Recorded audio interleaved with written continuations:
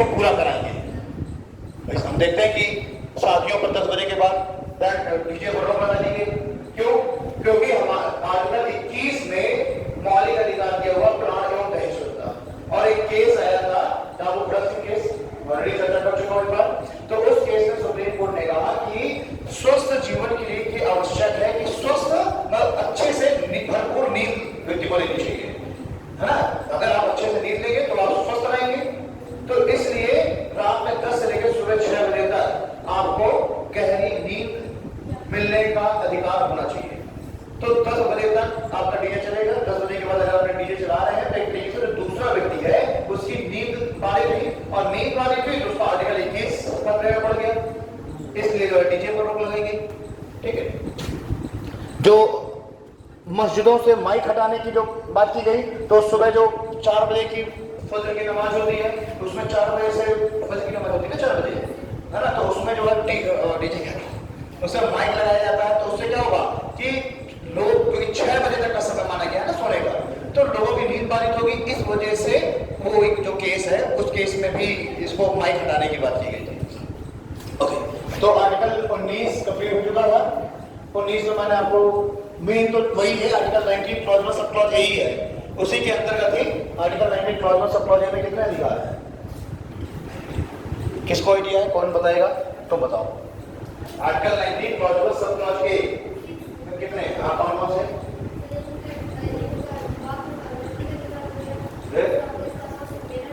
ठीक है, ठीक है, हाँ, ठीक है,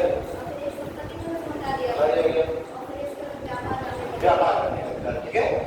और ये जो अधिकार है, जैसे मान लीजिए अगर article 19 clause one sub clause A है, तो उसमें कहा गया है कि भाई आपको वहां पर अभिव्यक्ति अधिकार मिलेगा। लेकिन जो 19 क्लॉज 2 है उसमें यह कहा गया है कि अगर देश की एकता या देश की सुरक्षा इसको खतरा पहुंच रहा है व्यक्ति के वहां पर अभिव्यक्ति से, तो लोगों के उस अधिकार को सीमित किया जा सकता है।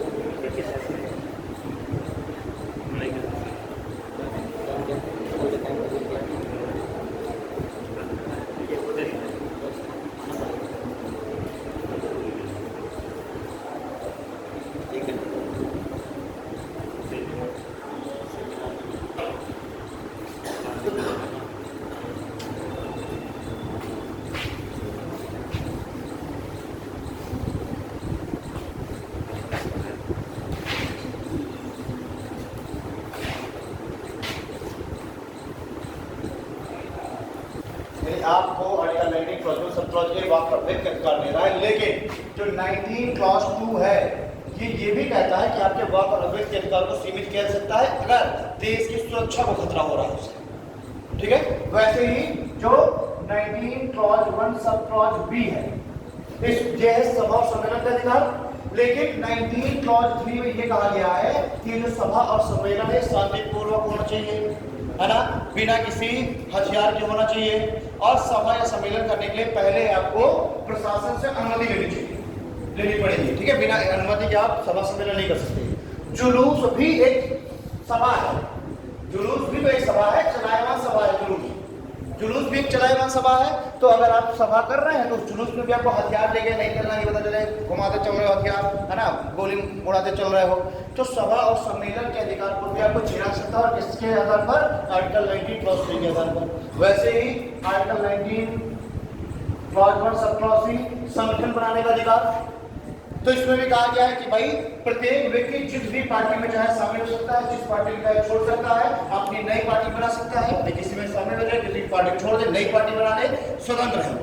और 19 क्लॉज 4 कहता है कि army person, police, raw agents या जो खुफिया एजेंसियां हैं और इनके सदस्यों को संगठन बनाने का अधिकार नहीं मिला। ठीक है। एक आर्टिकल जब हम 33 देखेंगे तो उस आर्टिकल 33 में भी कहा गया है कि ये ऐसे कुछ संगठन है या ऐसी कुछ संस्थाएं हैं जैसे कि, है ना, ये सब आर्मी पुलिस वगैरह हो गई, इनको संगठन बनाने का अधिकार नहीं है। इसलिए आर्टिकल 33 को article 19 clause 1 sub clause C का उल्लंघन नहीं माना जाएगा।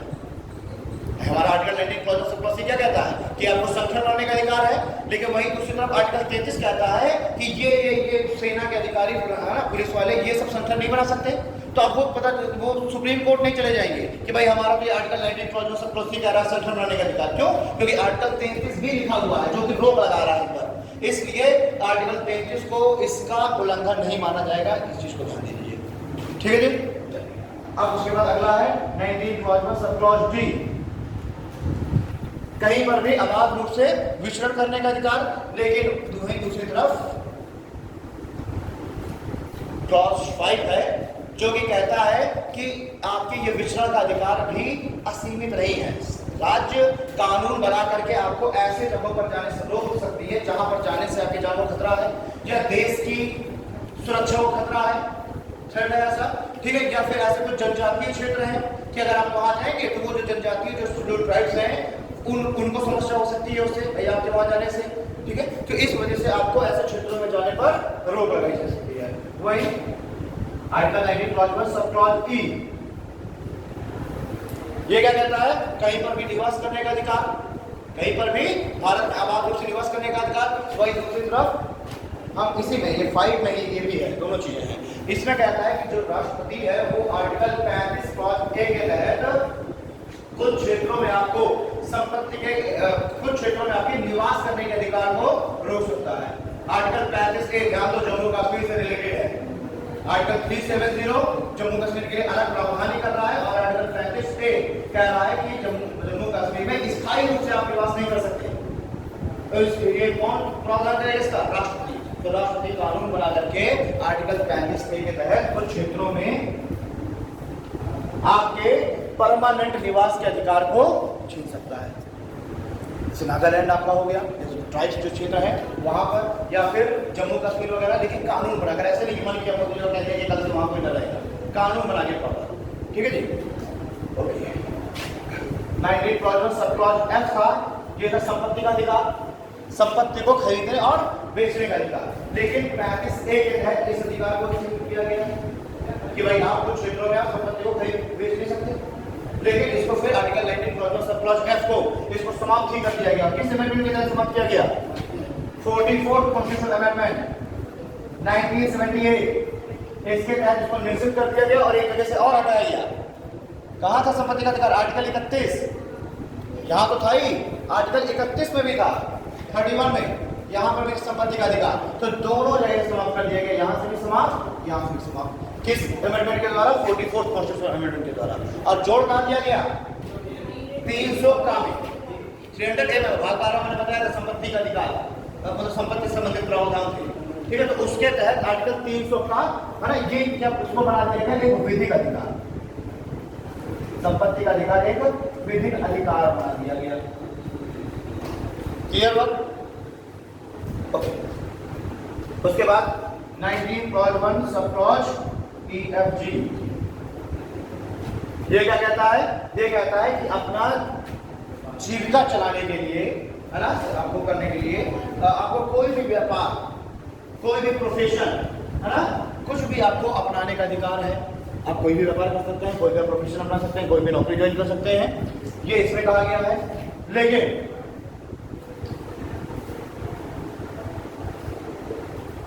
व्यापार में पेशा करने का अधिकार, लेकिन जो आर्टिकल 19 क्लॉज 6 है, ये कहता है कि सरकार युक्त प्रतिबंध लगा सकती है, रीजनेबल रिस्ट्रिक्शन लगा सकती है आपके इस अधिकार पर भी। किन किन क्षेत्रों में? जो सरकार के एकाधिकार के क्षेत्र, जैसे रेलवे, एटॉमिक एनर्जी, है ना, ऐसे क्षेत्रों में सरकार रोक लगा सकती है कि आप इंटरफेयर नहीं कर सकते। उसके अलावा ऐसे कुछ क्षेत्र हैं या ऐसे कुछ व्यापार हैं जिन पर सरकार ने कानून बनाकर प्रतिबंध लगाया हुआ है, जैसे कि तस्करी, ह्यूमन ऑर्गन ट्रैफिकिंग, है ना। अब आप कहते हैं कि मैं तो गांजे का ही व्यापार करूंगा, सबसे ज्यादा प्रॉफिट उसी में मुझे दिखाई दे रहा है, तो उसमें क्या सरकार ने ऑलरेडी कानून बनाकर रोक लगा रखी है, ठीक। तो ये किसमें दिया है? 19 क्लॉज 6 में जो प्रतिबंध है, अधिकार दिए हैं इसमें, प्रतिबंध बताए हैं इसमें, ठीक है। 19 आपका कंप्लीट हो गया, अभी आज ही नहीं कंप्लीट हुआ, 19 2 दिन से चल रहा है। है ना, काफी बड़ा था, और आज मैंने उसको खत्म कर ही है दिया, वरना अभी आज भी पूरा चल जाता, बहुत बड़ा है। इसीलिए तो बैकबोन ऑफ कॉन्स्टिट्यूशन कहते हैं इसे, संविधान की रीढ़। ओके, अब करते हैं आर्टिकल 20।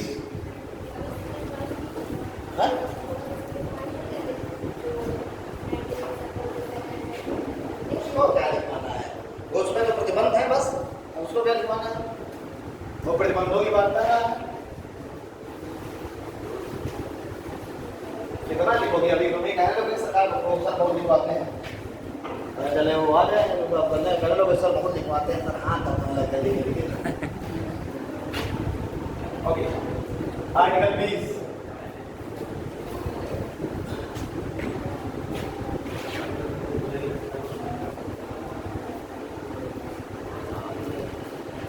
आर्टिकल 20 क्या कहता है?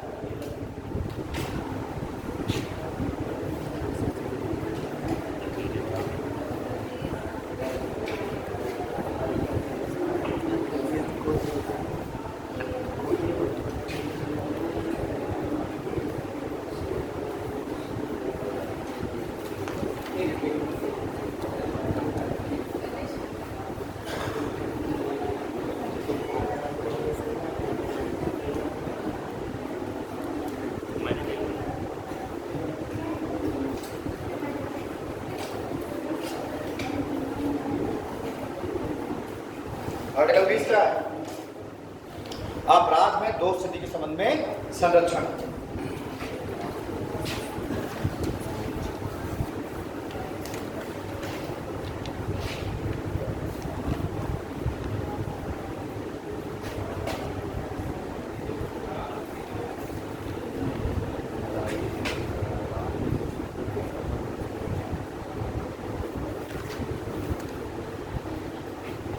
अपराध में दो स्थिति के संबंध में संरक्षण। अब इसमें 3 प्रोविजन है। अपराध में दो स्थिति के संबंध में संरक्षण, ये आर्टिकल 20, और मैं ऑलरेडी बता चुका हूं कि आर्टिकल 20 भी एक उन आर्टिकल में शामिल है जिसको इमरजेंसी में भी समाप्त नहीं किया जा सकता, ठीक है। अब आर्टिकल जो 20 है इसमें 3 प्रोविजन है। कौन कौन से? पहला तो है भूतलक्षी कानून पर प्रतिबंध। भूतलक्षी कानून पर प्रतिबंध, ठीक है, भूतलक्षी कानून पर प्रतिबंध। दूसरा है दोहरे दंड पर प्रतिबंध। दोहरे दंड पर प्रतिबंध। और तीसरा है अपने खिलाफ साक्ष्य प्रस्तुत करने पर रोक। अपने खिलाफ साक्ष्य प्रस्तुत करने पर रोक या सुरक्षा, अपने खिलाफ साक्ष्य प्रस्तुत करने पर सुरक्षा। अब ये क्या है दोनों, ये तीनों क्या है? भूतलक्षी कानून का प्रतिबंध। मतलब कि कोई भी कानून जिस डेट पे उसको लाया गया है उसको उसी डेट से ही लागू माना जाएगा, किसी भी कानून को बैक डेट से लागू नहीं माना जाएगा, है ना। मान लीजिए मैंने किसी दिन और केस को कूट दिया, तो अब ये पहुंच गया तुरंत जो कि उसने कहा कि सर ने मुझे कूट दिया, पूरी भरी क्लास मेरी बहुत बेइज्जती हो गई, तो पुलिस वाले मुझको ले गए। अब कोर्ट में मुकदमा पहुंचा तो जज क्या करेगा? देखेगा तुरंत इसके लिए आईपीसी में कौन सा दंड का प्रावधान है। टीचर किसी को गिरा के कूट देता है ना, तो क्या दंड है? तो उसको देखा कोई दंड नहीं है, तो मुझे छोड़ दिया गया। अभी अगले दिन आया, इसको उम्मीद थी कि 10-20 साल के लिए जेल में और 8-10 लाख में जुर्माना मिल जाएगा, लेकिन इसने देखा कि मैं वापस क्लास में खड़ा हूँ, तो ये क्या हो गया? इसका खून जलने लग गया। अब ये डेली क्लास में आ रहा है, खून जल रहा है, क्लास के बाहर जा रहा है, तुरंत 2 क्लास बाद जूस पी रहा है। अब 1 महीने बाद अचानक उसने न्यूज में देखा कि कानूनों में एक बड़ा बदलाव, है ना। और अब क्या है कि अगर कोई टीचर किसी स्टूडेंट को अपनी क्लास में मारता है तो उसको 1 साल की सजा और 5 लाख रुपए जुर्माना लगेगा, हर्जाना देना पड़ेगा उसे।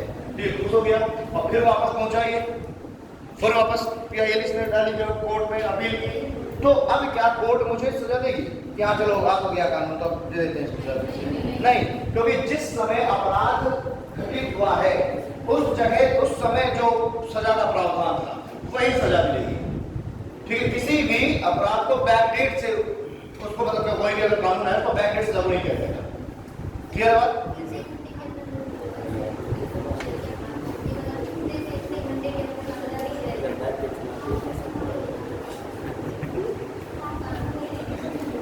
मतलब अगर इसको मारने के बाद 2 घंटे के अंदर ये कंप्लीट कराया तो हमें 10,000 मिलेगी, ऐसा कुछ नहीं है। ठीक है, अरे अभी वो मीटू कम वो क्या कहते हैं कंप्लेन चलने लगते हैं अभी कि 20 साल पहले मेरे साथ हरेसमेंट हुआ था। अभी कौन सा यार एक हुआ था 15 साल पहले उसमें कैदी ब्लेम लगा दी, 15 साल पहले से मेरे हरेस किया था, हरेसमेंट किया था, तब तो उसने कोई समझ थोड़ा है। ठीक, तो पहला हो गया भूत कृषि कानून पर प्रतिबंध, यानी कि बैक डेट से लागू नहीं किया जाएगा, जिस दिन कानून लाया गया सर उसी दिन से लागू किया जाएगा। ठीक है, दूसरा है दोहरे दंड पर प्रतिबंध। दोहरे दंड मतलब यानी एक अपराध के लिए एक ही दंड दिया जाएगा, ये नहीं एक अपराध के लिए उस व्यक्ति को जेल भी कर दिया गया और उसको फिर आर्थिक जुर्माना भी लगा दिया गया, तो एक अपराध के लिए एक ही दंड होगा। ठीक है, इसमें भी कुछ केस हैं, जब मैं लिखूंगा तो कुछ केस हिस्ट्री की हम लोग बात करेंगे। उसमें ये कहा गया है कि अगर किसी व्यक्ति को फांसी की सजा अगर मिली है तो उसको तुरंत फांसी की सजा दीजिए। ऐसा नहीं है 10 साल तक वो जेल में है, 20 साल वो जेल में है, बाद में फांसी दे रहे हैं, तो इस तरह से दोहरा दंड हो गया। कैसे? एक बार उसने आजीवन कारावास की सजा काट ली और फिर आप उसको मृत्युदंड दे रहे हैं, तो ये दोहरा दंड हो जाएगा। तो इस पर भी प्रतिबंध आर्टिकल 20 के तहत। ठीक है, फिर उसके बाद तीसरा है अपने खिलाफ साक्ष्य प्रस्तुत करने पर रोक, यानी कि पुलिस आपको आपके खिलाफ ही साक्ष्य प्रस्तुत करने के लिए बात नहीं करेगी। मैंने पुलिस रिमांड की बात की थी, पुलिस रिमांड में पुलिस इसीलिए रिमांड करती है, मांगती है कि हम इसको पूछताछ करेंगे। तो पूछताछ का मतलब ये नहीं कि 3rd डिग्री देंगे पूछताछ करेंगे, नहीं तुम कबूल करो अपना, इसका ये नहीं मतलब नहीं है। इसका मतलब ये है कि इससे पूछताछ करेंगे, ऐसी परिस्थितियां हम जाने जो भी ये चीजें है ना, हम सुराग इकट्ठे करेंगे लेकिन मारकूट के नहीं। इसीलिए इसी के अंतर्गत हम देखेंगे कि lie detector test, lie detector है ना, ब्रेन मैपिंग, ब्रेन मैपिंग हो गया है ना, ये सारे जो टेस्ट आते हैं। और कल मैंने कौन सा नाम बताया था, कल यही सब बेसिक आता है, ब्रेन मैपिंग हो गया, डिटेक्टर हो गया, एक और का नाम नहीं याद आता है, नार्को टेस्ट। ये सब भाई तरीके से ये करने का मतलब है कि आपने अपने खिलाफ सबूत दे दिया, आपने तो अपने खिलाफ सबूत दे दिया।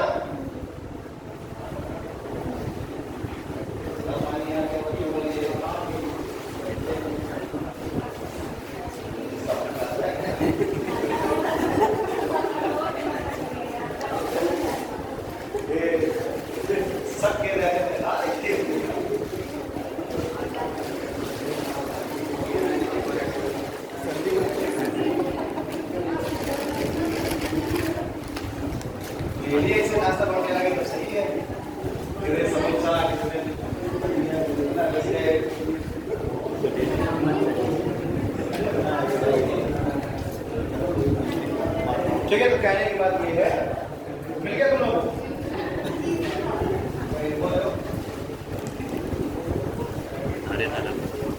सबको पता समानता का अधिकार सब पढ़ चुके हैं।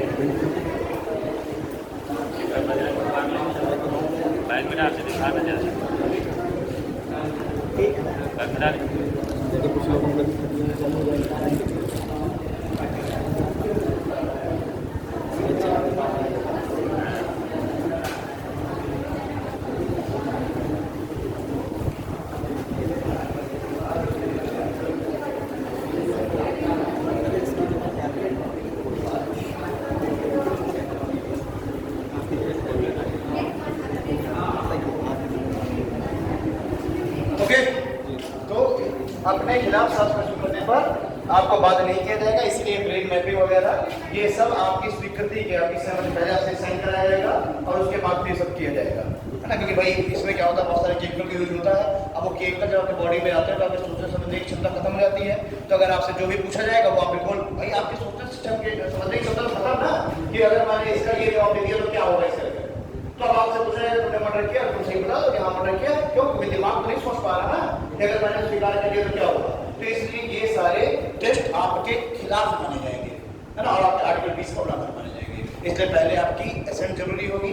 ऐसे ही पुलिस रिमांड में आप कुछ भी आप जो भी आपने स्वीकार किया है उसको भी कोर्ट परमिट नहीं करती, उसके कोर्ट एक्सेप्ट नहीं करती, क्योंकि वो भी आपके खिलाफ ही साक्ष्य माना जाएगा कि आपसे जबरदस्ती इनको बुलाया गया है। ओके, इसको थोड़ा सा हम लोग लिख लेते हैं, आर्टिकल भी सही डालिए। अपराध में 2 से 3 शब्दों संरक्षण। अब पहला पॉइंट लिखते हैं,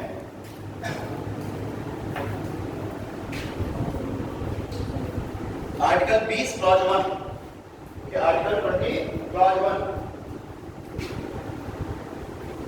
आर्टिकल 20 क्लॉज 1 लिखिए। किसी भी व्यक्ति को, आर्टिकल 20 क्लॉज 1 एक बहुत अच्छी कानून पर प्रतिबंध लिखा रहा हूं।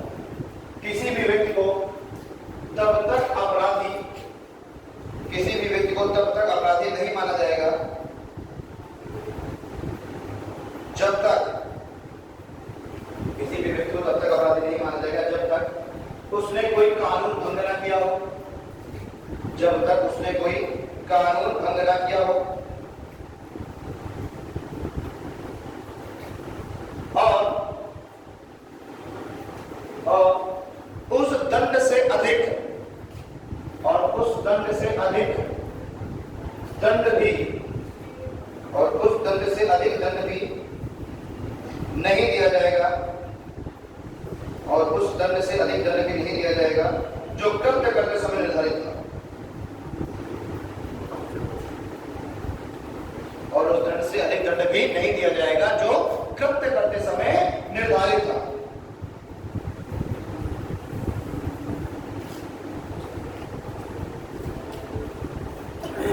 ठीक, इसे कहते हैं रेट्रोस्पेक्टिव इफेक्ट।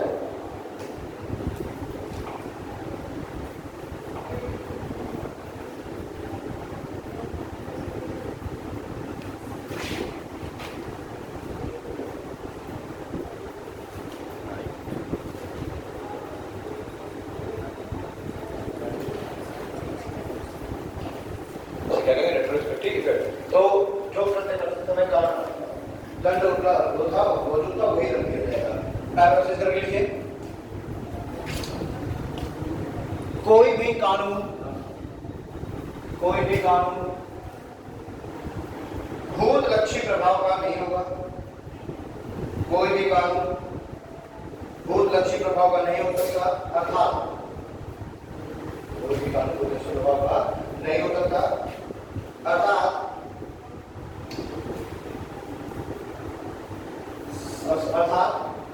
उसको पुरानी विधि से, कोई भी कानून भूतलक्षी प्रभाव का नहीं हो सकता, अर्थात उसे पुरानी विधि से लागू नहीं किया जा सकता, अर्थात उसे पुरानी विधि से लागू नहीं किया जा सकता, परंतु यह सिर्फ फौजदारी मामलों में ही, परंतु यह सिर्फ फौजदारी मामलों में ही लागू होता है, सिविल मामलों में नहीं। फौजदारी मामलों में, फौजदारी क्रिमिनल, परंतु यह सिर्फ फौजदारी मामलों में ही लागू होता है, सिविल मामलों में नहीं। यानी सिविल मामलों में भूतलक्षी कानून लागू किया जाएगा।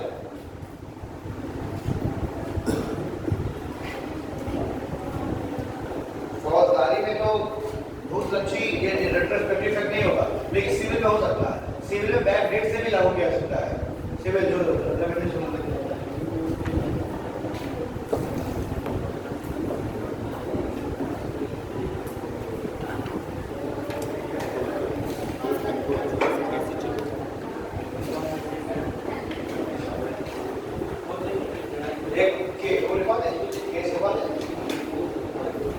एक किशोर न्याय कानून, किशोर न्याय कानून, किशोर 16 साल से कम बच्चे, किशोर न्याय कानून, किशोर न्याय कानून संशोधन अधिनियम 2016, किशोर न्याय कानून संशोधन अधिनियम 2016 लिखे। 16 वर्ष से कम आयु के बच्चे, 16 वर्ष से कम आयु के बच्चे यदि 16 वर्ष से कम आयु के बच्चे यदि गंभीर एवं जघन्य अपराध के दोषी पाए जाते हैं। 16 वर्ष से कम आयु के बच्चे यदि गंभीर एवं जघन्य अपराध के दोषी पाए जाते हैं, जघन्य अपराध के दोषी पाए जाते हैं, तो वे उसी सजा के भागीदार होंगे, जो वयस्क के लिए निर्धारित है, जो वयस्क के लिए निर्धारित है।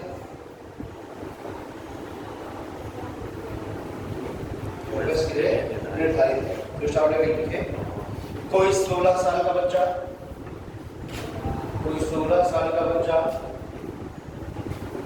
अपराध करते समय, कोई 16 साल का बच्चा अपराध करते समय उसके परिणामों को, कोई 16 साल का बच्चा अपराध करते समय उसके परिणामों को जानता है या नहीं, उसके परिणामों को जानता है या नहीं, उसका पता लगाने के लिए, जानता है या नहीं, उसका पता लगाने के लिए जुवेनियल जस्टिस बोर्ड, जुवेनियल किशोर न्याय बोर्ड को क्या बोलेंगे? बोर्ड, जुवेनाइल जस्टिस बोर्ड, पता लगाने के juvenile GUVNIL, juvenile justice board का गठन किया जाएगा। जुवेनाइल जस्टिस बोर्ड का गठन किया जाएगा और जुवेनाइल जस्टिस बोर्ड का गठन किया जाएगा और चाइल्ड केयर सेंटर स्थापित किए जाएंगे और चाइल्ड केयर सेंटर स्थापित किए जाएंगे। 16 वर्ष के बच्चे को जो अपराधी है, 16 वर्ष के बच्चे को जो अपराधी है उसे पहले, 16 वर्ष के बच्चे को जो अपराधी है उसे पहले चाइल्ड केयर सेंटर में रखा जाएगा, उसे पहले चाइल्ड केयर सेंटर में रखा जाएगा और 21 वर्ष की अवस्था प्राप्त करने के बाद, और 21 वर्ष की अवस्था प्राप्त करने के बाद उसे जेल में स्थानांतरित किया जाएगा।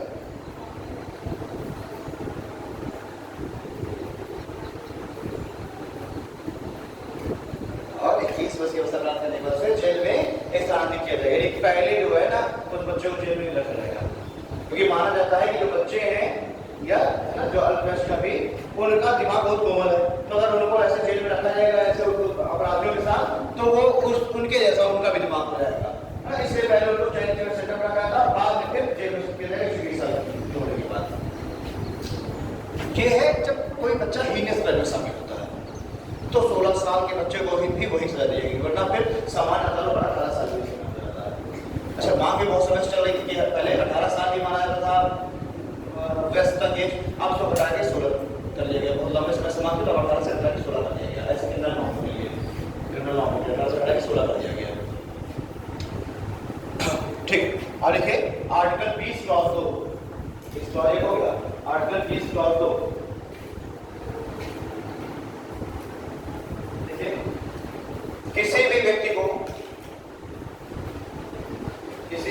को एक ही अपराध के लिए, किसी भी व्यक्ति को एक ही अपराध के लिए 2 बार सजा नहीं दी जा सकती। एक ही अपराध के लिए 2 बार सजा नहीं दी जा सकती।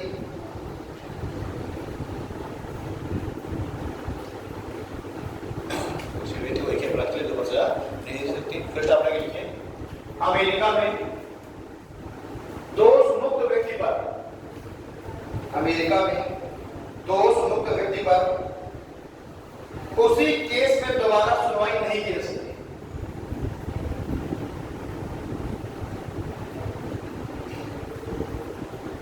अमेरिका में दोष मुक्त व्यक्ति पर उसी केस में दोबारा सुनवाई नहीं की जा सकती, परंतु भारत में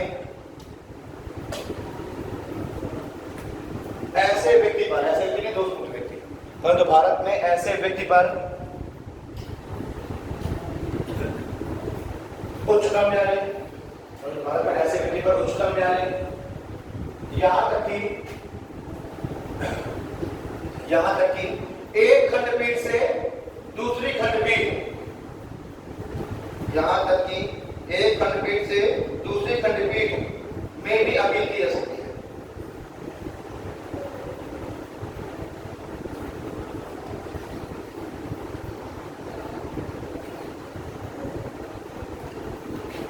ठीक है, इसको समझिए। आप सभी जानते हैं सुप्रीम कोर्ट अमेरिका में हाई कोर्ट का तो कोई जगह नहीं, क्या सुप्रीम कोर्ट से। तो अगर मान लीजिए वहां पर एक बार वहां की कोर्ट में बाइजन बरी कर दिया, तो उसी केस के लिए आपके ऊपर दोबारा अपने से अपील नहीं की जा सकती, दोबारा से कार्रवाई नहीं की। एक बार अगर कोर्ट ने कह दिया कि ये दोष मुक्त है तो फिर आप दोष मुक्त। लेकिन भारत में ऐसा नहीं है। हाई कोर्ट ने अगर आपको दोष मुक्त कर दिया तो सुप्रीम कोर्ट चले जाएंगे, लखनऊ खंडपीठ ने आपको दोष मुक्त कर दिया, आप इलाहाबाद चले जाएंगे, है ना। तो आपको आप पर दोबारा से कार्रवाई की जा सकती है। दो सिद्धांत है, एक है प्राक दोष मुक्ति का सिद्धांत, प्राक दोष मुक्ति, और एक सिद्धांत है प्राक दोष सिद्धि का सिद्धांत। तो प्राक दोष मुक्ति का सिद्धांत यूएसए में चलता है और प्राक दोष सिद्धि का सिद्धांत भारत में चलता है। प्राक दोष मुक्ति यानी अगर आप पहले दोष मुक्त हो गए हैं तो दोबारा कार्रवाई नहीं होगी। भारत में क्या है, तब तक कार्रवाई चलती रहेगी जब तक कि आपका अपराध सिद्ध ना हो जाए, क्लियर ना हो जाए। बिल्कुल अगर थोड़ी सी भी संभावना है कि इसमें भी कुछ निर्णय में चुप रह गई है तो आप दोबारा से केस कर सकते हैं। ठीक है, तो दो सिद्धांत है, प्राक दोष मुक्ति और प्राक दोष सिद्धि। चाहे तो आप लिख सकते हैं कि अमेरिका में प्राक दोष मुक्ति, अमेरिका में प्राक दोष मुक्ति, जबकि भारत में प्राक दोष सिद्धि का सिद्धांत स्वीकार किया गया है।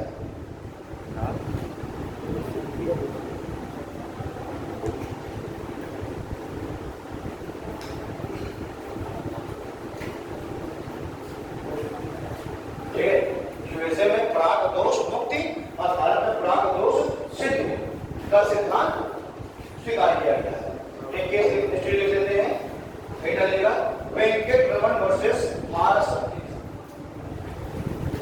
Venkataraman versus Bharat case 1954।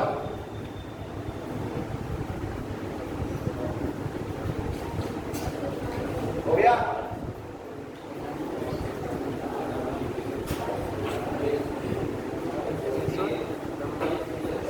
हाँ ठीक है,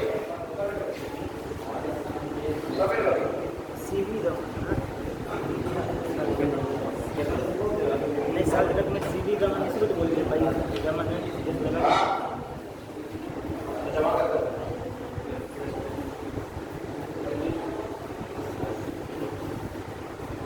ठीक है, वेंकटरमन वर्सेस भारत संघ केस 1954। देखिए इसमें किसी कर्मचारी के विरुद्ध विभागीय कार्रवाई, किसी कर्मचारी के विरुद्ध विभागीय कार्रवाई और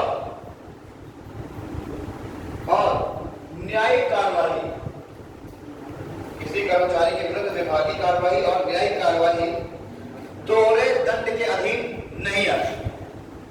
किसी कर्मचारी के विरुद्ध विभागीय कार्रवाई और न्यायिक कार्रवाई दोहरे दंड के अधीन नहीं आती।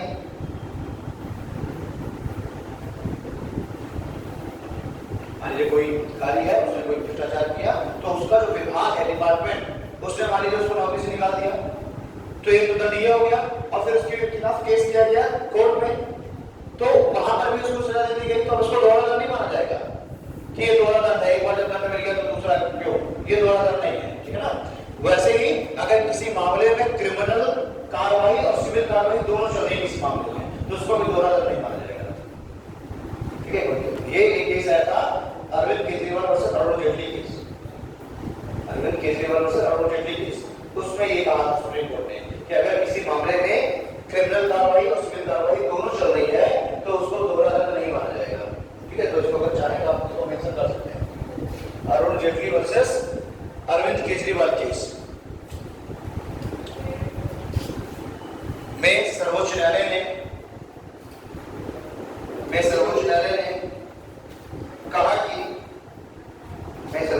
कहा कि यदि किसी मामले में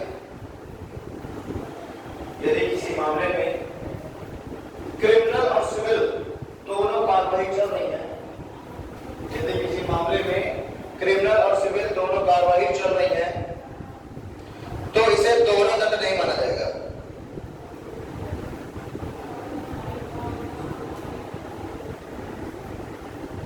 तो इसे दोहरा दंड नहीं माना जाएगा।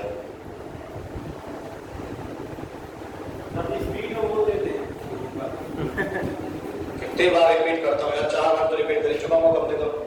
अरविंद केजरीवाल वर्सेस अरुण जेटली केस में सुप्रीम कोर्ट ने निर्धारित किया कि यदि किसी मामले में क्रिमिनल और सिविल दोनों कार्रवाई चल रही है तो इसे दोहरा दंड नहीं माना जाएगा। ये 14-15 का केस है, 15 या 16 का है, 15-16 के आसपास का अराउंड केस है। देखिए 20 clause 3 article 20 clause 3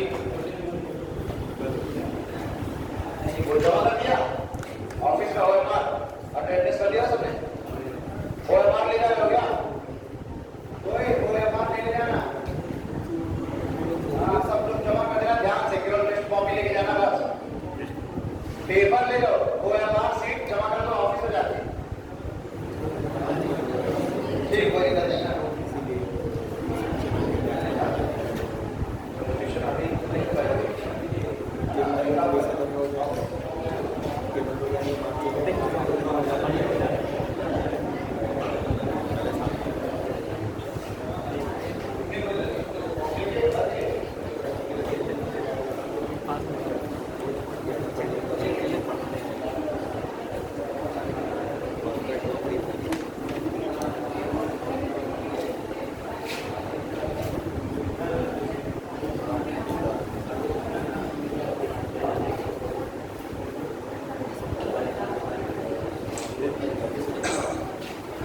article 20 clause 3 ठीक है,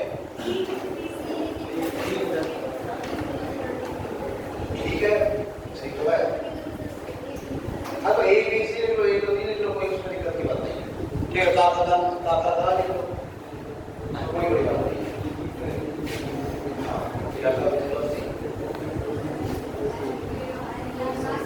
अपने खिलाफ साक्ष्य, ठीक है, किसी भी व्यक्ति को अपने खिलाफ साक्ष्य प्रस्तुत करने के लिए, किसी भी व्यक्ति को अपने खिलाफ साक्ष्य प्रस्तुत करने के लिए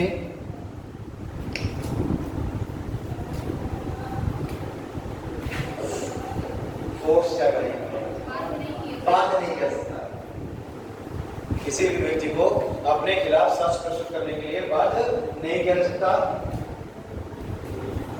ठीक है, देखिए सेल्वी बनाम कर्नाटक राज्य केस 2010, सेल्वी बनाम कर्नाटक राज्य केस 2010,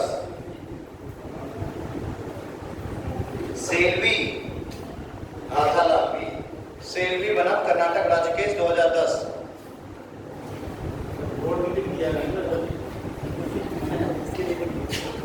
सेल्वी नहीं लिख पा रहे हो, सेल्वी वर्सेस कर्नाटक राज्य केस 2010, सेल्वी वर्सेस कर्नाटक राज्य केस 2010। ठीक है, देखो इस केस में सुप्रीम कोर्ट ने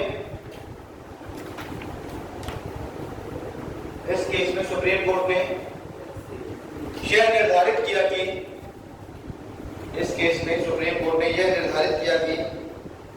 नार्को टेस्ट, ब्रेन मैपिंग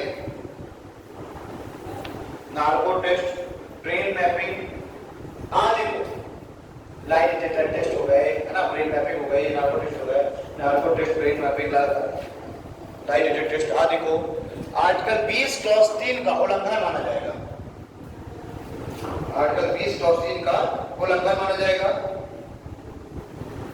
और बिना अपराधी की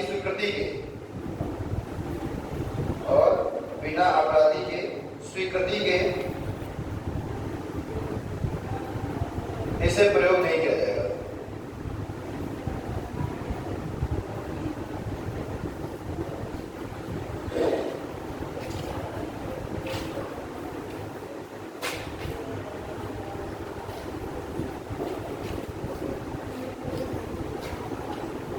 अब आता है आर्टिकल 21। क्या आर्टिकल 21? प्राण एवं दैहिक स्वतंत्रता, दैहिक स्वतंत्रता का अधिकार। प्राण एवं दैहिक स्वतंत्रता का अधिकार। इसमें क्या कहा गया है? किसी भी व्यक्ति को उसके जीवन से बिना कानून सम्मत प्रक्रिया के मतलब वंचित नहीं किया जाता। किसी भी व्यक्ति को उसके जीवन से बिना कानून सम्मत प्रक्रिया के वंचित नहीं किया जा सकता। क्यों ये लाइन लिखी गई? कि पता चले जो है जज साहब ने फांसी की सजा दी, अगले दिन जो है हाई कोर्ट के जज ने फांसी की सजा दी, दूसरे व्यक्ति को फांसी दे दी गई, अगले दिन सुप्रीम कोर्ट ने उसी जज के खिलाफ सुप्रीम कोर्ट में मुकदमा कौन किया कि उसने मतलब कुछ गलत क्या किया, वो नहीं समझा कि वही है मर्डर, वही उसने कहा कि इसको लटका दो। जैसे मान लीजिए आपको कोई सुसाइड के लिए मोटिवेट करे तो वो भी अपराधी है ना। अब तो भाई जो है ससुराल वाले डेली कह रहे हैं कि डबल डोर फ्रिज चाहिए और वे एलजी का 1.5 लाख वाला कह देगा बढ़िया है ना। अब डेली कह रहे हैं तुमने एलजी क्या किया, लटक गए। तो आप अपराधी कौन? अपराधी को जिसने आपको भाई आपका आपसे कहा नहीं कि जाके फांसी लगा दो, लेकिन आपको मेंटल टॉर्चर किया, आपको प्रोवोक किया, प्रेरित किया, ठीक है, और आपने फांसी लगाई, तो वो अपराधी। ठीक है, तो किसी भी व्यक्ति को उसके प्राण एवं दैहिक स्वतंत्रता से सिर्फ कानून सम्मत प्रक्रिया के तहत ही वंचित किया जा सकता है। ठीक है, और यहां पर 3 तरीके से कोई व्यक्ति अपने मतलब 3 तरीके जो मृत्यु है उसको 3 तरीके से यहाँ परिभाषित किया गया है। पहला एक तो हो गया आत्महत्या,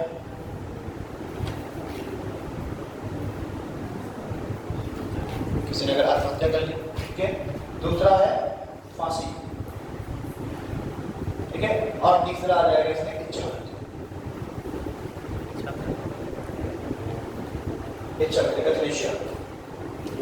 ठीक है, आत्महत्या, फांसी और इच्छा मृत्यु। अब इसमें लीगलाइज्ड क्या है? तो देखिए जो आत्महत्या है, आत्महत्या को तो IPC Indian penal code section 309 के तहत इसको पनिशेबल ऑफेंस माना गया है, एक दंडनीय अपराध है कि अगर आप आत्महत्या की कोशिश करते हैं तो आप अगर फंस जाते हैं तो आपकी खिलाफ दंडात्मक कार्रवाई की जाएगी। ठीक, क्योंकि हमारा जो आर्टिकल 21 है वो जीवन का अधिकार देता है, ना कि मरने का अधिकार। ठीक है, आर्टिकल 21 क्या कहता है? जीवन का अधिकार दे रहा है, ना कि मरने का अधिकार। तो आप अपने जीवन को छीन कैसे सकते हैं?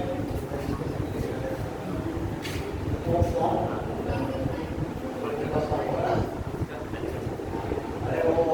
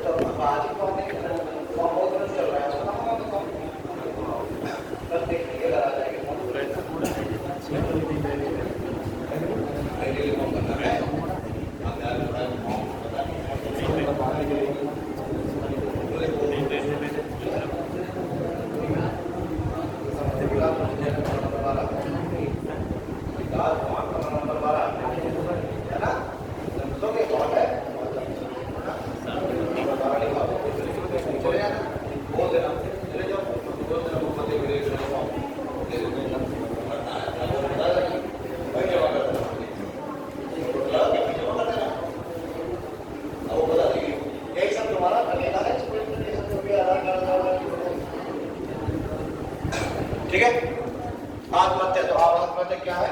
सेक्शन 309 के तहत इसको प्रतिबंधित किया गया है या इसको प्रिंसिपल ऑफेंस माना गया है। इसमें भी एक केस बोलना है। दूसरा है फांसी। तो फांसी में वही है कि कानून सम्मत प्रक्रिया के तहत कानून के अंतर्गत किसी व्यक्ति को मृत्युदंड दिया जा सकता है, फांसी दी जा सकती है। अच्छा, आत्महत्या में एक और शामिल है संथारा संलेखा। संथारा और संलेखा शामिल है। तो वो क्या है कि वो जो जैन वो होंगे, संत होंगे, वो संथारा संलेखा प्रक्रिया के तहत अपना शरीर त्यागते हैं।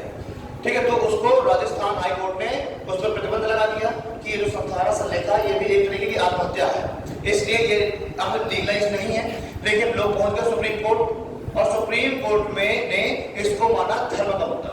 आर्टिकल 25 कहता है, सुप्रीम कोर्ट ने कहा कि लोग स्वतंत्र हैं अपने धर्म के अनुसार आचरण करने के लिए, और जैन धर्म कहता है कि संस्कार और संलेखन की प्रक्रिया के तहत ही शरीर त्याग करना चाहिए। तो सुप्रीम कोर्ट ने इसको फिर से लीगलाइज कर दिया। ठीक है, तो ये मामला भी इस तरीके से संधारा लिखा गया।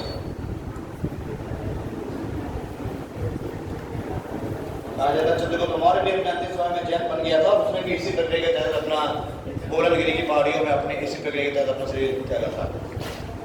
अब आया इच्छा मृत्यु, एथनेशिया, है ना। तो इससे इच्छा मृत्यु से संबंधित एक केस आया था, और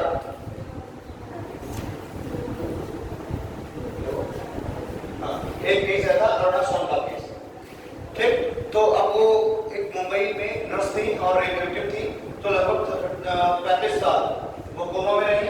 तो उनकी जो केयर टेकिंग कर रही थी उनकी फ्रेंड, तो उसने फिर सुप्रीम कोर्ट में याचिका डाली कि अब ये महिला 35 सालों से कोमा में है, इसके रिकवर होने की कोई संभावना है नहीं, तो इसका जो जीवन है वो ज्यादा टफ है, इसके मरने से ज्यादा टफ है इसका जीवन, इसलिए इसको इच्छा मृत्यु का अधिकार दिया जाना चाहिए।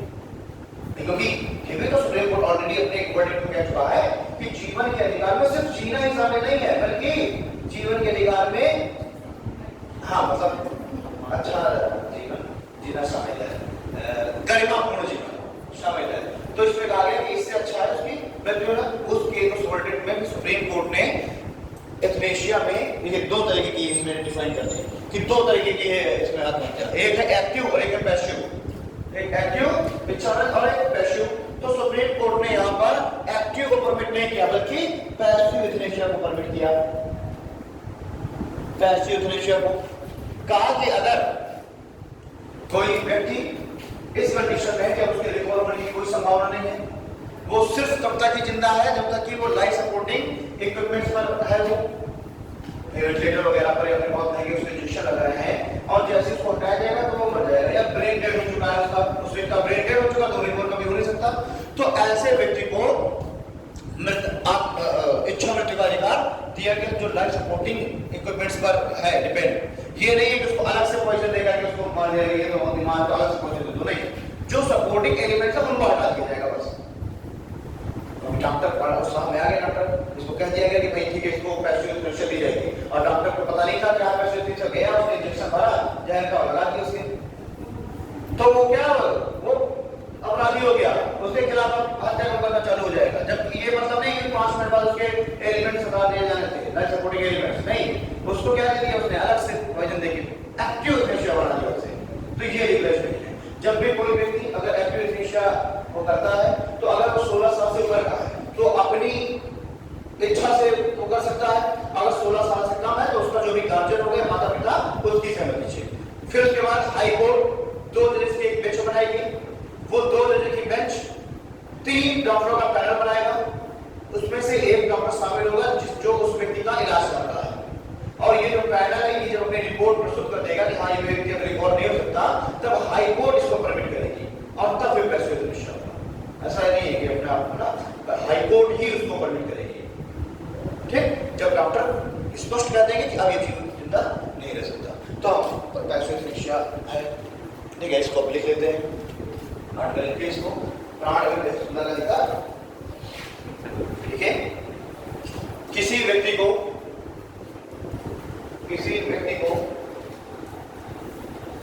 जीवन के अधिकार एवं दैहिक स्वतंत्रता से, किसी व्यक्ति को जीवन के अधिकार एवं दैहिक स्वतंत्रता से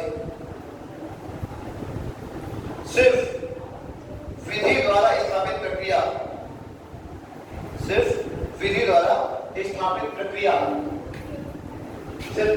स्थापित प्रक्रिया द्वारा ही वंचित किया जा सकता है, सिर्फ विधि द्वारा स्थापित प्रक्रिया द्वारा ही वंचित किया जा सकता है। इसे जापान से लिया गया, जापान, सिर्फ विधि द्वारा स्थापित प्रक्रिया द्वारा ही वंचित किया जा सकता है, इसे जापान से लिया गया है।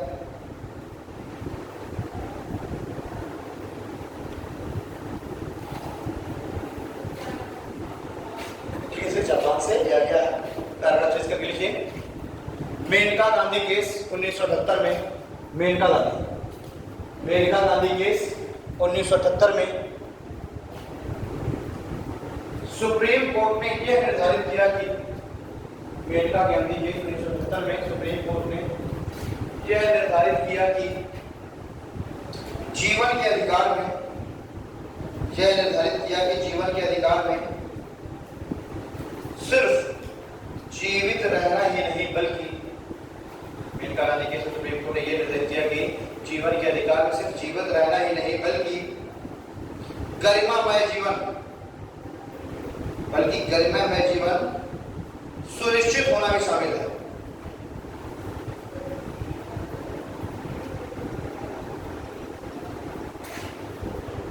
बल्कि गरिमामय जीवन भी शामिल है। दूसरा, इसके लिए प्राकृतिक न्याय का सिद्धांत, इसके लिए प्राकृतिक न्याय का सिद्धांत का पालन किया जाएगा और इसलिए प्राकृतिक न्याय के सिद्धांत का पालन किया जाएगा। अर्थात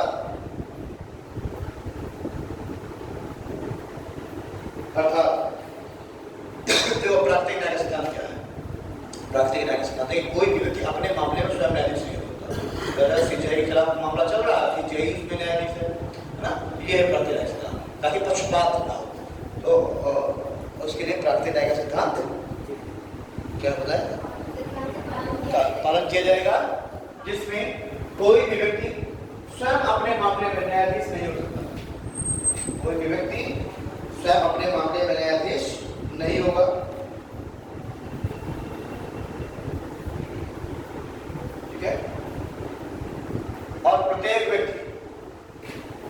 प्रत्येक व्यक्ति जो उसी मामले में शामिल है, और प्रत्येक व्यक्ति जो उसी मामले जो किसी भी मामले में शामिल है, उसे भी सुनवाई का अधिकार दिया जाएगा।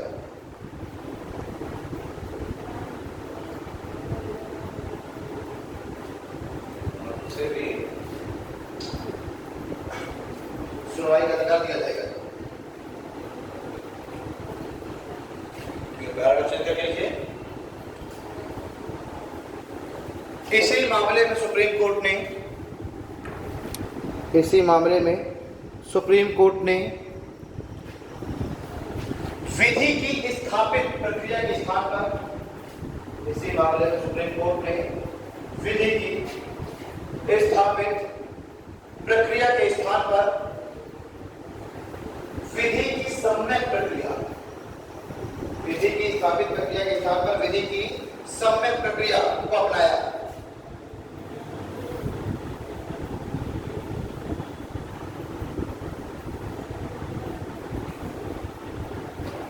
विधि की सम्यक प्रक्रिया के स्थान पर विधि की सम्यक प्रक्रिया को अपनाया गया था और इसको लिया गया है यूएसए से।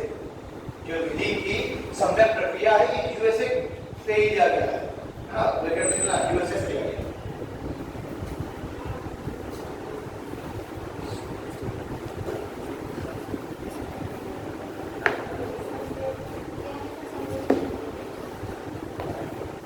Okay, bye bye.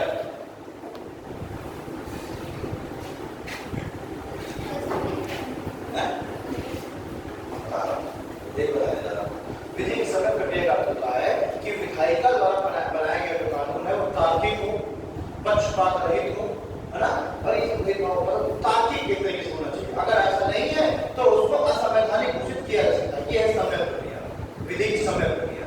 लेकिन विधि की सम्यक प्रक्रिया का अर्थ, विधि की सम्यक प्रक्रिया का अर्थ विधायिका द्वारा बनाया गया कानून, विधायिका द्वारा बनाया गया कानून तार्किक, विधायिका द्वारा बनाया गया कानून तार्किक, न्यायपूर्ण, तार्किक, न्यायपूर्ण और पक्षपात रहित होना चाहिए। विधायिका द्वारा बनाया गया कानून तार्किक, न्यायपूर्ण और पक्षपात रहित होना चाहिए, अन्यथा उसे पक्षपात रहित होना चाहिए, अन्यथा उसे असंवैधानिक घोषित किया जा सकता है।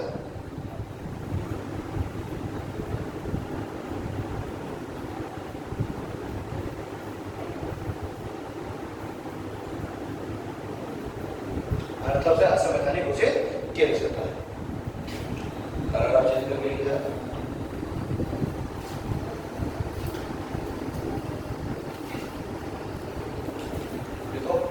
सुप्रीम कोर्ट ने कारण चेंज करके सुप्रीम कोर्ट ने विधि की सम्यक प्रक्रिया को आधार बनाते हुए सुप्रीम कोर्ट ने विधि की सम्यक प्रक्रिया को आधार बनाते हुए निम्नलिखित अधिकारों को अनुच्छेद 21 का भाग बताया है। निम्नलिखित अधिकारों को अनुच्छेद 21 का भाग बताया है।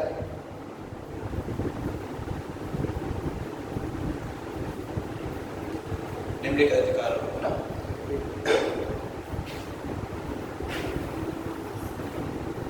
पहला कौन से है मेडिकल सहायता पाने का अधिकार। यहाँ पे आप देखो आर्टिकल 21 को पूरा कर रहा है ना ये। अगर आपको सही समय में मेडिकल सहायता नहीं मिली तो आपका तो प्राण का अधिकार खत्म है। तो समय प्रक्रिया के आधार पर सुप्रीम कोर्ट ने कुछ अधिकारों को आर्टिकल 21 का ही भाग बताया है, जैसे कि मेडिकल सहायता पाने का अधिकार। दूसरा लिखिए विधिक सहायता पाने का अधिकार। दूसरा विधिक सहायता पाने का अधिकार।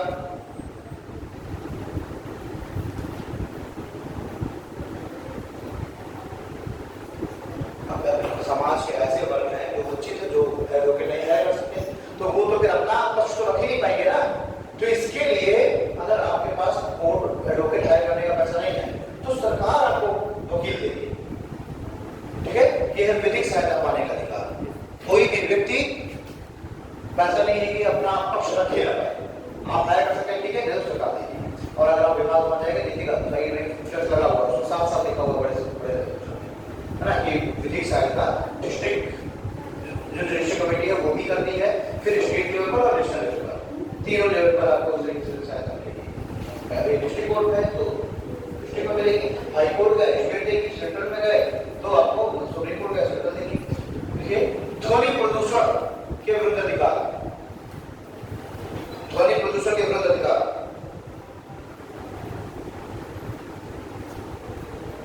स्वच्छ पेयजल एवं पर्यावरण का अधिकार। स्वच्छ पेयजल एवं पर्यावरण का अधिकार। रात में गहरी नींद सोने का अधिकार। रात में गहरी नींद सोने का अधिकार। हथकड़ी लगाए जाने के विरुद्ध अधिकार। हथकड़ी लगाए जाने का विरोध के हथकड़ी लगाए जाने के विरुद्ध अधिकार। ठीक है, एक और लिखो फांसी में देरी के विरुद्ध अधिकार। फांसी में देरी के विरुद्ध अधिकार।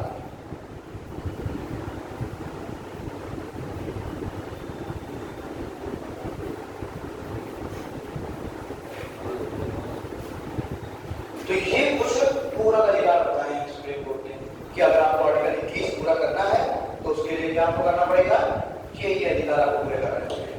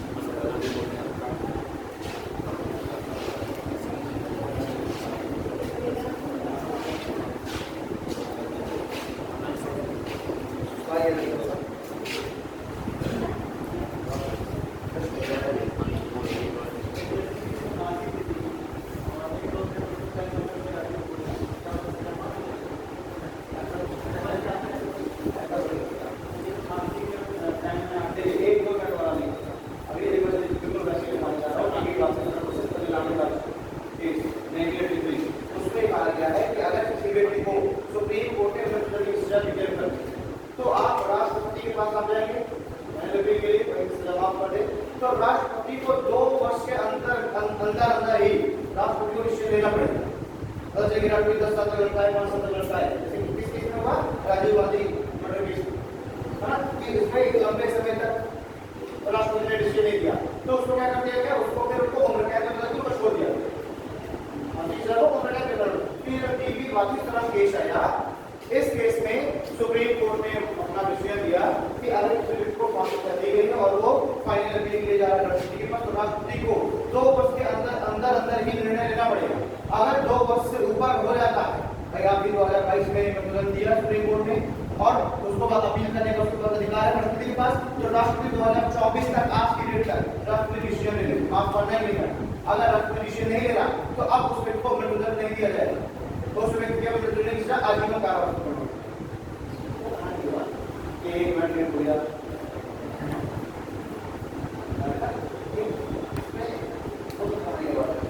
ये भी कहानी वाला है कि अगर वो व्यक्ति को फांसी दी गई और उसकी टूट गई तो सजा माफ हो गई। ये चीज है, मूवी में देखो बेटा, फांसी दी गई तो फिर उसकी टूट गई तो ये सजा माफ हो गई।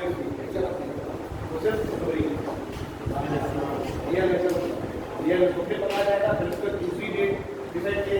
ऐसा नहीं कि उसको दोबारा उठाया और जब ये रस्सी को बाहर लिया किसी बात में लगा के और अटका ये नहीं हो।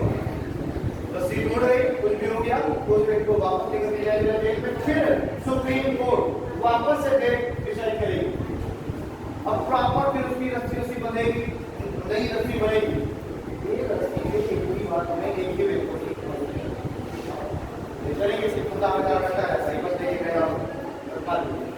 रस्सी नहीं बनेगी। अब बिहार देखिए अच्छी लगती है पूरे देश में, बिहार जल्दी जाएगी, बिहार जल्दी जाएगी, बिहार जल्दी बनाई जाती है।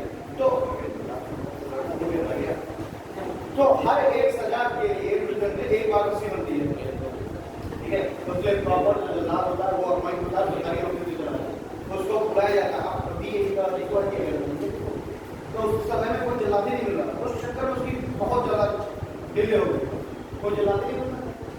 ठीक है, ये जलाता कौन, उसकी बेटी की शादी है तो बात मारना होगा इस तरीके से, है ना। तो अगर सजा का डिले हो रही है राष्ट्रपति की तरफ से, तो उसको फिर मृत्युदंड की सजा को दिया जाएगा। और ऐसे ही हुआ राजीव गांधी के मर्डर केस में, क्योंकि उनको हाईकोर्ट ने मृत्युदंड दिया, सुप्रीम कोर्ट ने मृत्युदंड दिया, फिर लगभग 6 से 7 साल तक राष्ट्रपति की प्रक्रिया कर दी, राष्ट्रपति ने डिसीजन नहीं दिया, तो फिर उसकी उनको रिहा कर दिया 2014 में, रिहा कर दिया गया कि ये ऑलरेडी अपनी सजा को काट चुके। तो पहली बार 1994 में पहली बार हाईकोर्ट ने उनको मृत्युदंड दिया, और 1994 से हो गया 2014, 20 साल हो गया, और आजीवन कारावास को 20 साल माना जाता है। तो जब 2007 में तो वो याचिका पहुंच गई थी राष्ट्रपति के पास, 2007 से 14 राष्ट्रपति को डिसीजन नहीं, तो फिर क्या कर दिया गया, उनको बता दिया कि अब ये एक स्टेज पूरी कर चुके हैं, आजीवन कारावास अब मृत्युदंड दिया जाएगा, दोहरा दंड है आर्टिकल 20 को लिखिए। TV Vatheeswaran versus TV Vatheeswaran versus Tamil Nadu राज्य case 1983, TV Vatheeswaran versus Tamil Nadu राज्य केस 1983, ठीक है। देखिए इस केस में 1983 इस केस में सर्वोच्च न्यायालय ने यह निर्धारित किया कि इस केस में सर्वोच्च न्यायालय ने यह निर्धारित किया कि राष्ट्रपति के समक्ष, इस केस में सर्वोच्च न्यायालय ने निर्धारित किया कि राष्ट्रपति के समक्ष मृत्युदंड से संबंधित याचिकाओं, राष्ट्रपति के समक्ष मृत्युदंड से संबंधित याचिकाओं को 2 वर्ष के भीतर ही, याचिकाओं को 2 वर्ष के भीतर ही निपटा दिया जाना चाहिए, याचिकाओं को 2 वर्ष के भीतर ही निपटा दिया जाना चाहिए। यदि 2 वर्ष की अवधि में, यदि 2 वर्ष की अवधि में निर्णय नहीं होता है तो, यदि 2 वर्ष की अवधि में निर्णय नहीं होता है तो सजा, 2 वर्ष की अवधि में निर्णय नहीं होता है तो सजा को मृत्युदंड से उम्र कैद में बदल दिया जाएगा।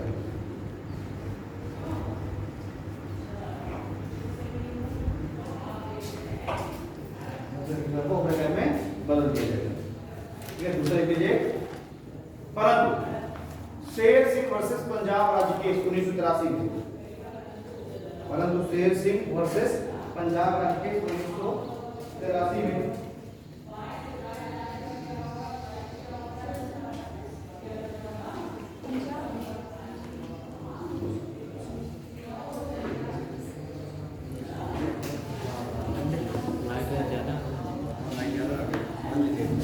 आज में से नहीं क्या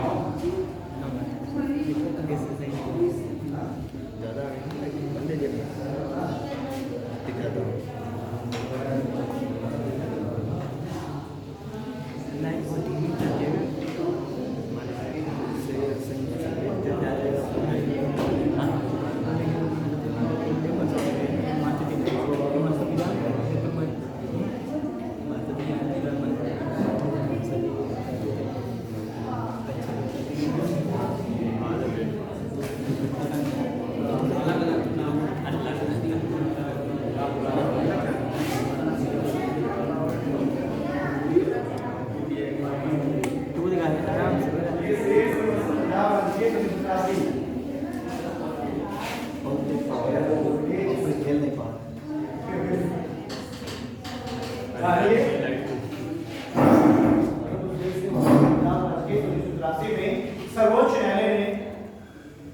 सर्वोच्च न्यायालय ने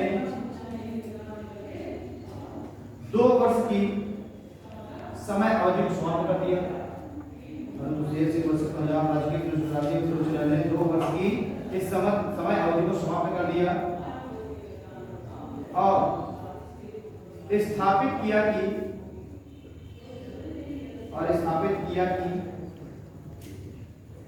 राष्ट्रपति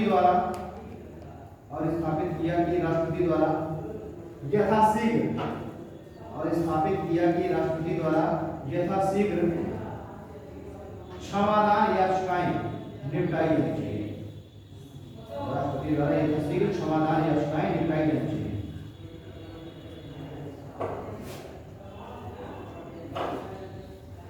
ठीक है, प्रारंभिक बिल के 2014 में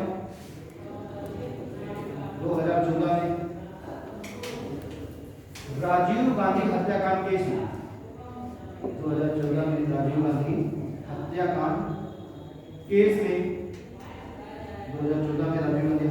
में सर्वोच्च न्यायालय ने यह स्थापित किया कि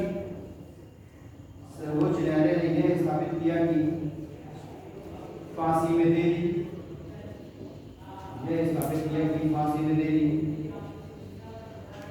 अनुच्छेद 21 का उल्लंघन है। ये साबित किया कि फांसी में दे दी अनुच्छेद 21 का उल्लंघन है और इस आधार पर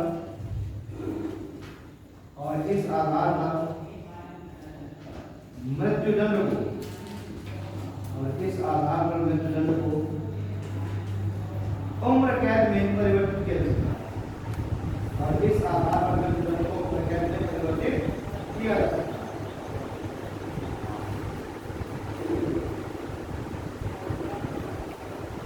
ठीक है,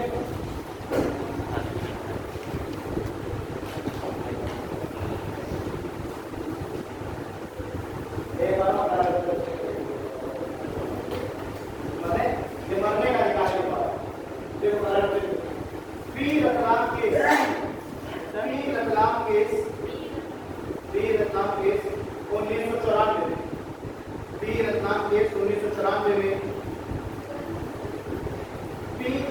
केस 1994 में सर्वोच्च न्यायालय ने यह निर्धारित किया कि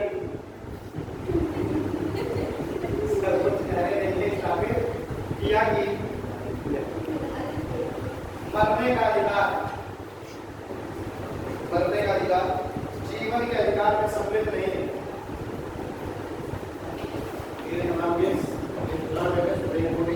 किया कि मरने का अधिकार जीवन के अधिकार में सम्मिलित नहीं है।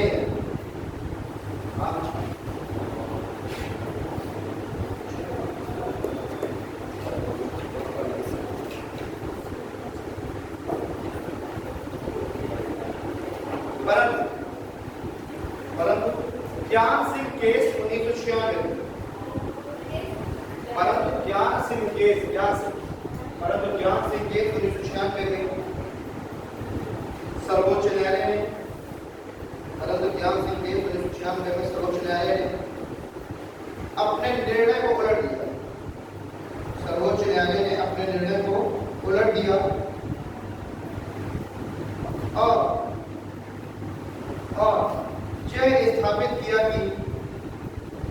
और यह स्थापित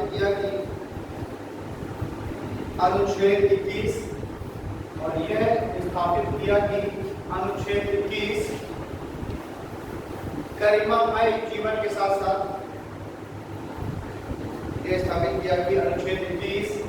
गरिमामय जीवन के साथ साथ गरिमामय मृत्यु को भी सुनिश्चित करता है।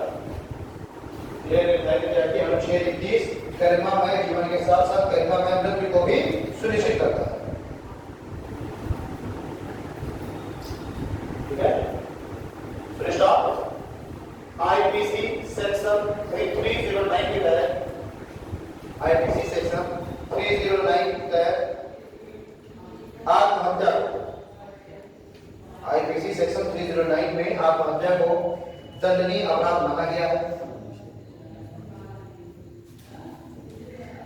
ठीक है, दंडनीय अपराध माना गया है। और ज्ञान सिंह केस में सुप्रीम कोर्ट में सेक्शन 309 को वैध ठहराया। और ज्ञान सिंह केस में सुप्रीम कोर्ट ने सेक्शन 309 को वैध ठहराया और यह निर्धारित किया कि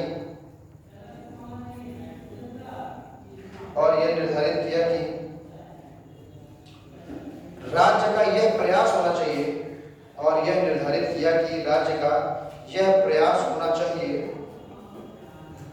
कि कोई भी व्यक्ति आत्महत्या के लिए प्रेरित ना हो।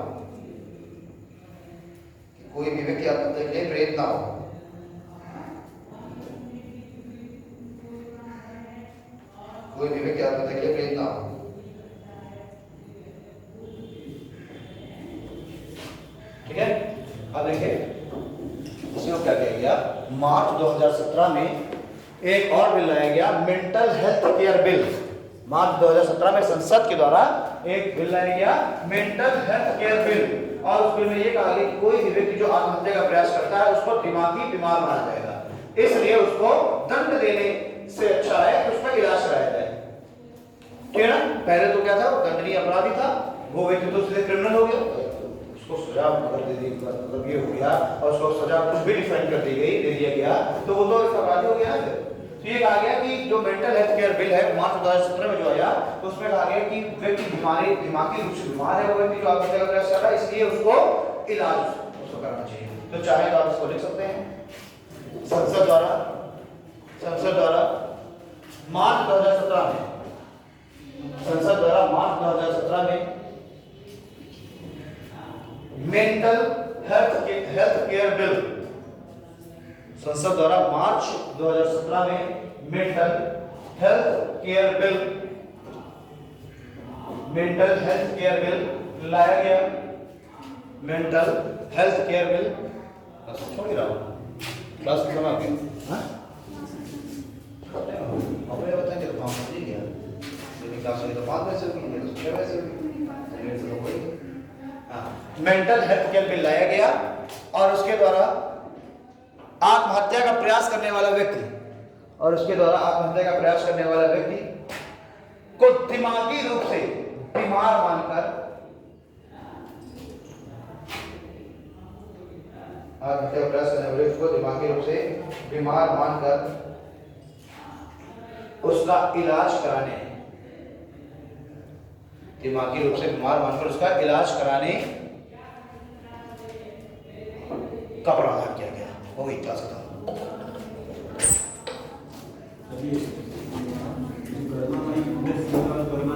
रूप से